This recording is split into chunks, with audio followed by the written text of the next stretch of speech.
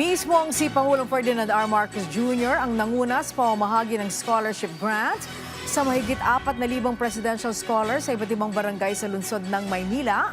Pagtitiyak ng Pangulo, patuloy ang pagsisikap ng pamahalaan para magkaroon ng maayos na edukasyon ang bawat isang kabataang Pilipino. Si Kenneth Pasyente sa sentro ng balita. Hamon para kay James ang pinansyal na aspeto sa kanyang pag-aaral. Katunayan, 3 taon siyang huminto dahil sa kawalan ng pangmatrikula. Si Mama lang po yung nag-work sa family namin. And yung work niya po is nagbabalit po siya ng mga gulay. Pero hindi po sapat kasi yung kinikita niya para pang sa mga needs namin sa araw-araw, lalo na po sa school ko. Ang alalahanin na yan ni James, tutugunan na ng pamahalaan.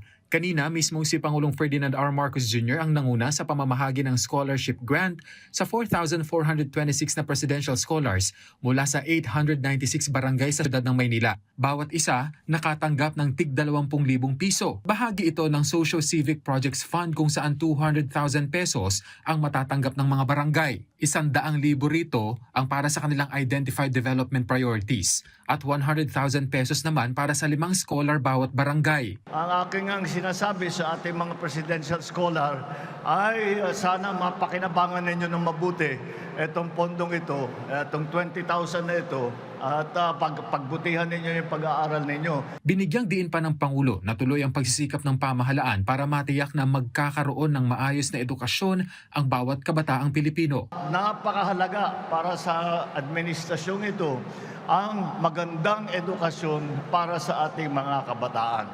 Dahil po, alam naman po natin na pagka nakapagtapos, may hawak na diploma, may hawak na certificate, ang isang tao, ay mas maganda ang kanyang kinabukasan.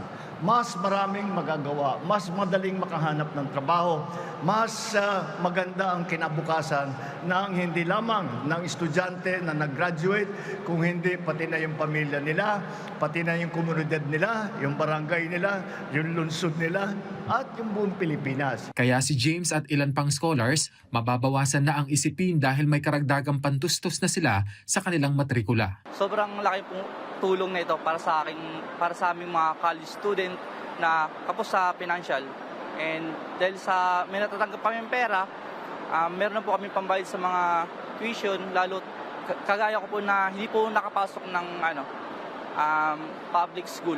Mahalaga po itong natanggap ko po sa akin kasi nagkaroon po ako ng pera para po makabili po ng gamot po para sa mama ko po. Tsaka para po sa mga panggastos po sa school. Tinataya nga abot sa 88.5 million pesos ang halaga ng educational assistance sa lungsod lamang ng Maynila. Kenneth Pasyente para sa Pambansang TV sa Bagong Pilipinas.